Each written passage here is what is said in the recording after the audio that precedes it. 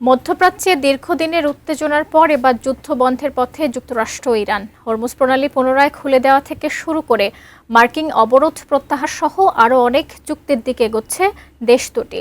যুক্তরাষ্ট্র ইরানের মধ্যকার এসব সমঝোতা নিয়ে বিস্তারিত জানাচ্ছেন শিহাব ইসলাম। মধ্যপ্রাচ্যে কয়েক সপ্তাহের সামরিক উত্তেজনা ও সংঘাতের পর অবশেষে যুদ্ধবন্ধের চুক্তিতে পৌঁছানোর দাবি করেছে যুক্তরাষ্ট্র ও ইরান। পাকিস্তানের প্রধানমন্ত্রী শাহবাজ শরীফ প্রথমে এই সমঝোতার ঘোষণা দেন। পরে মার্কিন প্রেসিডেন্ট ডোনাল্ড ট্রাম্পও সামাজিক যোগাযোগ মাধ্যমে চুক্তির বিষয়টি নিশ্চিত করেন। এরপর ইরানের রাষ্ট্রীয় আধা সরকারি সংবাদ মাধ্যমগুলো সম্ভাব্য সমঝোতা স্মারকের বিভিন্ন শর্ত প্রকাশ করে।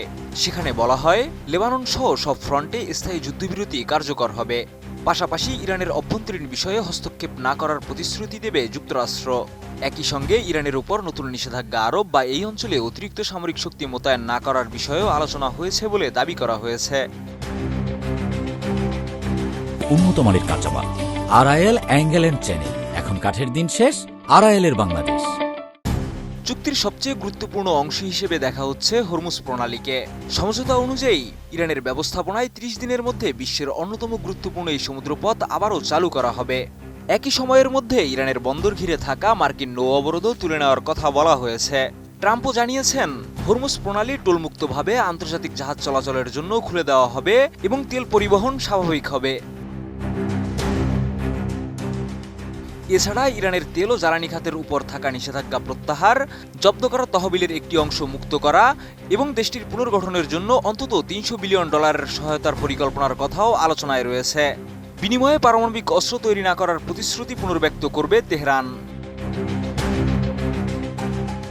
তবে ইরানের সংবাদ মাধ্যমগুলো বলছে, জব্দ তহবিল মুক্ত করা, তেল নিষেধাজ্ঞা প্রত্যাহার এবং নৌ অবরোধ তুলে নেওয়ার মতো প্রাথমিক শর্ত বাস্তবায়নের আগে চূড়ান্ত সমঝোতা আলোচনা শুরু হবে না। একই সঙ্গে ভবিষ্যতের চূড়ান্ত চুক্তিকে জাতিসংঘ নিরাপত্তা পরিষদের প্রস্তাবের মাধ্যমে আন্তর্জাতিক স্বীকৃতি দেওয়ার বিষয়টিও আলোচনায় রয়েছে। এদিকে এই সমঝোতায় সবচেয়ে বেশি অস্বস্তিতে পড়েছে ইসরায়েল। আল জাজিরার বিশ্লেষণ অনুযায়ী দেশটির ডানপন্থী সংবাদ মাধ্যমগুলো ইতিমধ্যেই ট্রাম্পের সমালোচনা শুরু করেছে।